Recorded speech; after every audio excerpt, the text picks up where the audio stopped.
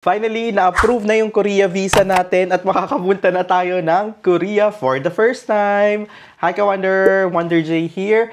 And sa video na ito ay isi-share ko yung step-by-step guide kung paano nga ba kumuha ng Korea visa for the first time. And isi-share ko din yung mga requirements na niready ko na isinabmit ko sa Korea Visa Application Center or KVAC for the first time. So, last October 15, 2025, ay pumunta ako ng Korea Visa Application Center or yung KVAC sa may 9th floor Brittany Hotel sa may Taguig area. Kasi doon yung area ng, or pinagsasubmitan ng mga requirements for Korea Visa. So, hindi ko first time na mag-apply ng Korea Visa.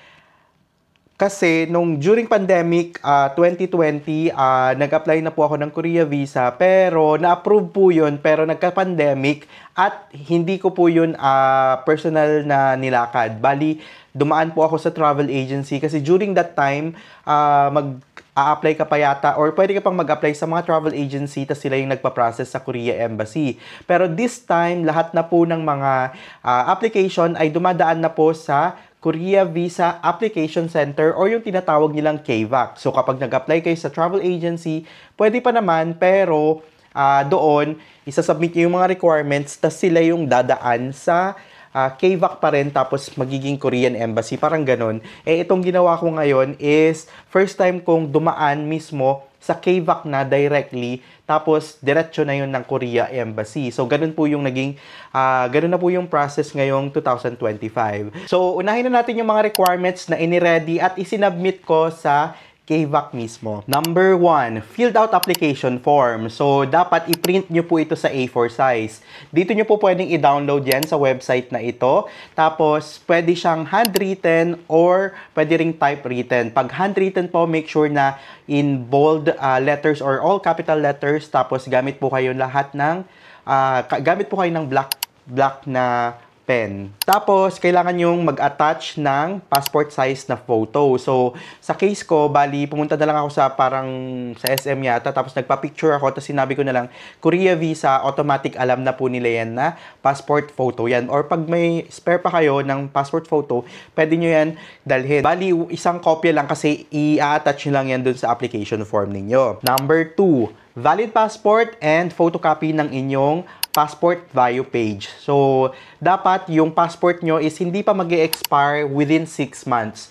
Tapos, magpa-photocopy na lang kayo ng yung front page ng inyong passport wherein nandun yung picture nyo, yung mga details nyo, and dapat may sign po yan. Number 3, original and photocopy of valid visas or visas na mga na-approve sa passport ninyo and mga stamps ng mga arrival stamps niyo from the OECD from the past 5 years. So, sa case ko, sinubmit ko yung photocopy ng mga na-approve na visa sa akin. So, yung for reference, yung mga na-approve na visa sa akin is meron akong Korea visa that was way back 2020 nga. Number 2, meron akong Shenzhen visa. And number 3 is meron akong Japan visa. So, yun yung mga sinubmit ko. Pero alam nyo, finotocopy ko rin yung mga stamps ng mga pinuntahan kong bansa. Pero, hindi na pinasama or tinanggal na nung nandun na ako sa KVAC Center. Kasi may screening ng mga requirements. Tapos, tinanggal na nung mismong nag-a-assist doon. Number 4, Certificate of Employment or yung tinatawag nilang COE. So, nakukuha to sa company na pinagtatrabahuan ninyo. So, sa case ko, wala po akong sinubmit na COE or Certificate of Employment dahil freelancer po ako. Number 5, bank statement. So, bank statement, kailangan nyo pumunta sa bank na meron man kayo. So, sa case ko, BPI po yung pinuntahan ko dahil yun po yung bank ko. Meron akong 2 accounts doon tapos pinagsama na sa isang bank certificate. Number 6, bank statement for the last 3 months. So, dito, pwede nyo itong makuha mismo doon sa mga mobile app. Sa case ko, sa BPI, makukuha nyo na doon. Punta lang kayo doon sa statement of account. Tapos, i-print nyo na siya. So, pwede namang printed lang or original. So, pero kapag hindi nyo pa makita doon, kasi yung isang account ko nakikita, tapos yung isang account ko hindi naman. So, pumunta pa rin ako sa bangko at sinabay ko dun sa pagkuha ko ng bank certificate ko, yung bank statements ko. Make sure na for the past 3 months lang po yung kukunin ninyo. Siyempre, make sure na yung laman ng bangko nyo or ng yung maintaining balance nyo is parang mapoprove po ninyo na kaya nyo pong masustain or kaya nyo pong i-shoulder yung magiging travel expenses nyo for the whole duration na nasa may South Korea po kayo. Para, alam mo yun, mas confident kayo na mag-apply ng Korea visa. Number 7, itinerary. So ito, chinat GPT ko lang to. So sinearch ko lang, give me 5 days sample itinerary for South Korea. So, nilagay ko rin doon kung saan ako mag-i-stay, ganyan. Tapos yun, nag-generate na siya. Tapos, inedit ko na lang yung ibang mga details doon na parang imposible na. Tapos, nilagay ko na lang din doon for first-timers para, alam mo yun, para mas parang pang first time talaga. So, kung ayaw nyong mag-search, pwede nyo naman po akong i-message sa IG. I-search nyo lang wonder_j_ and i-message nyo po ako at isi-send ko po sa inyo. Number 8, ITR or income tax return or form 2316. So sa case ko, wala pa po akong ITR kaya gumawa na lang po ako ng letter of explanation kung bakit wala po akong ITR. So message nyo na lang din po ako sa IG kung gusto nyo pong makuha yung ginawa ko pong copy ng aking ng explanation of no ITR. So yan yung mga requirements na pinrepare ko at sinubmit ko sa Korea Visa Application Center or KVAC. So, ito po yung summary para screenshot nyo na lang and make sure na i-checklist nyo na lang yan pag mag-a-apply po kayo ng Korea Visa para kompleto na pagpupunta na po kayo ng KVAC. So, ngayon naman, isi-share ko yung detailed process kung ano nga ba yung mga ginawa ko after kong makompleto yung aking mga requirements for Korea Visa. So, ang ginawa ko po is pumunta na po ako sa 9th floor Brittany Hotel sa may BGC Taguig. Katabi lang po siya ng SM Aura. So, make sure na pupunta po kayo doon ng working hours nila and working days nila. So, open sila Monday to Friday, 9 a.m. until 5 p.m. Pero nagka-cut off po sila ng 4 p.m. So, make sure na before 4 p.m. dapat makarating na po kayo doon. Kasi hindi na sila mag-a-accommodate ng mga iba pang mag-a-apply. So, walk-in lang po. No appointment needed. So, ulitin ko po, walk-in lang po kayong pupunta doon. Pero mas maganda po na mas maaga po kayong pumunta. Like siguro before 9 para makapila na po kayo at mabigyan na po kayo ng number. Tapos kayo na kaagad yung sasalang. Tapos make sure pala na mag-print na po kayo ng Data Privacy Consent Form. So, ito po yun kung saan nyo po i-download or ilalagay ko po sa description box ng video na ito or sa comment section ng video na ito kung saan nyo po pwedeng i-download yung yung Data Privacy Consent Form kasi 20 pesos din po to per print kaya medyo mahal. I-ready nyo na lang pag nagpa-print kayo sa labas, mga nasa 5 pesos lang. Tapos, make sure na magdala po kayo ng 900 pesos na cash. So, take note po, cash lang po sila doon. Di po sila uma-accept ng GCash and any online transactions or card payment. So, sa case ko, nakarating po ako ng KVAC ng around 2 p.m. Tapos, umakyat lang po ako sa 9th floor ng Brittany Hotel. Tapos, nga pala, pagkababa nyo po dun sa, kamari, sa sinakyan nyo, pasok po kayo dun sa lobby ng Brittany Hotel.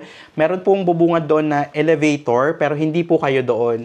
Dumiretso po kayo, tapos may makikita po kayong kakananan or papasukan. Nandun po, meron po dong another elevator sa bandang likod nung isa pong elevator. Tapos, pindutin nyo doon 9th floor. Tapos, makikita nyo na po kaagad yung entrance ng office ng KVAC. So, pagpasok nyo po doon, may mga mag-accommodate po sa inyo doon.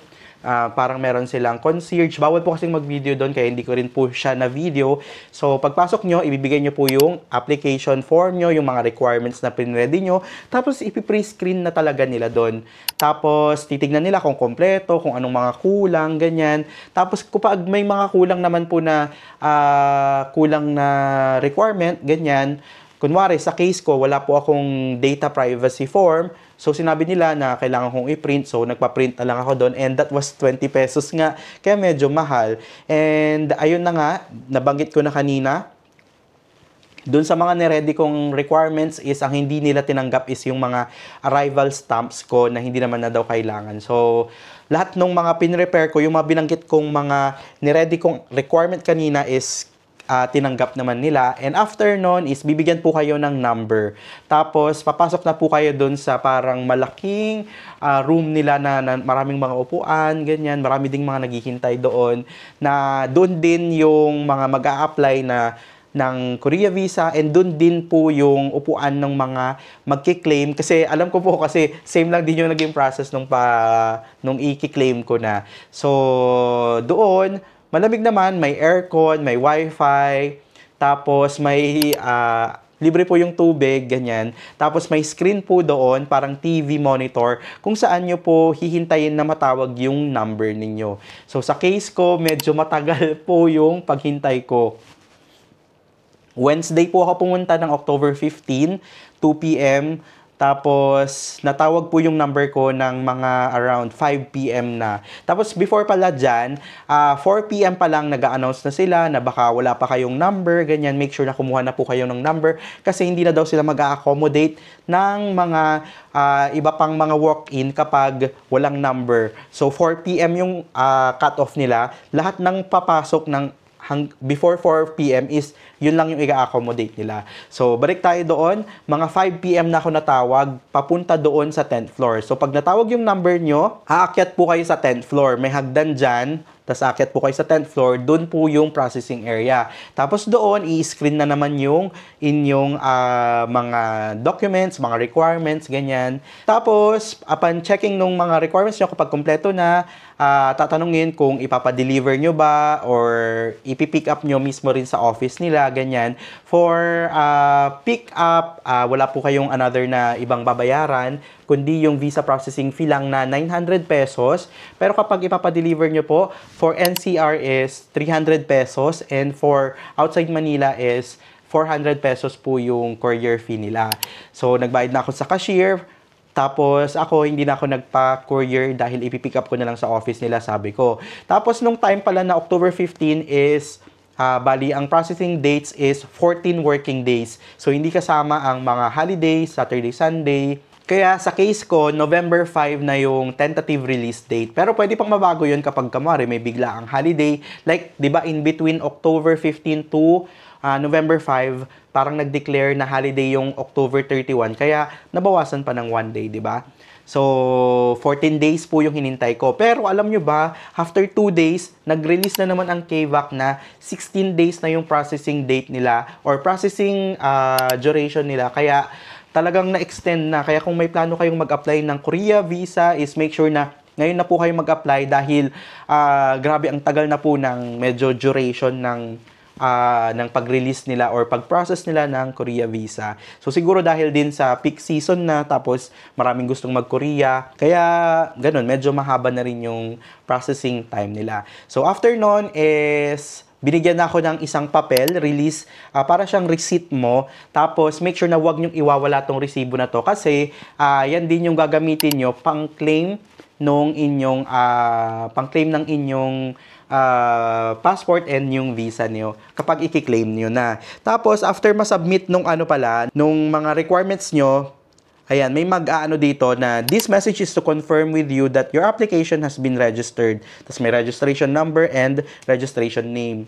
Tapos, ayan, sasabihin niya rin dito na you may check the current status on the website of the Ministry of Justice. So, dito, pwede nyong ma-check kung ano yung under review ba, ganyan, or anong nangyayari dun sa Korea application nyo, ganyan. So, ako, na-check ko mga November 5 na, doon ko na-check na approve na. So, alam ko na before pa ako pumunta ng KVAC na approve na siya. Tapos, same day din, November 5, may nag-text na sa akin na your application have been screened and stored in the Visa Application Center. So, this is November 5 na ha.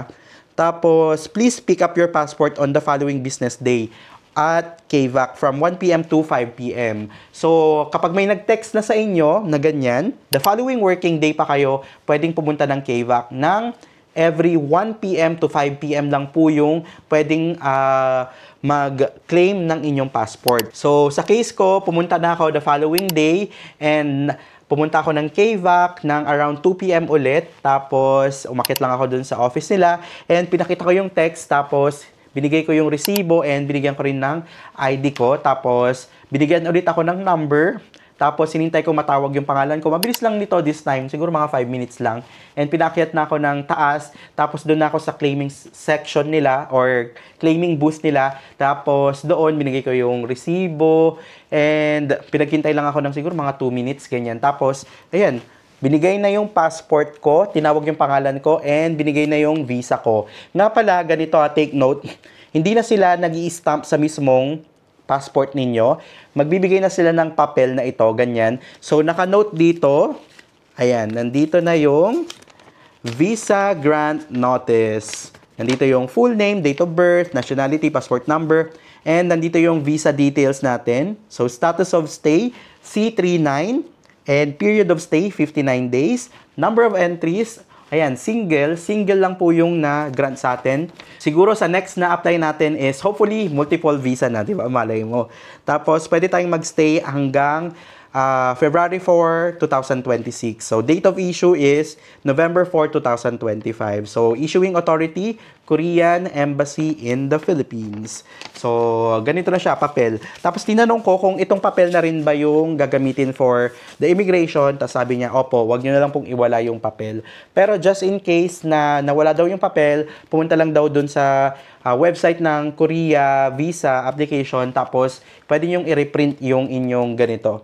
Tapos, yun din yung dadalhin nyo sa airport or sa immigration na ipapakita nyo. So, laging naka-attach na lang yan. Para, alam mo yun, meron na kayong proof na meron na kayong visa. So, yun yung mga process na pinagdaanan ko sa pagkuha ko ng Korea visa.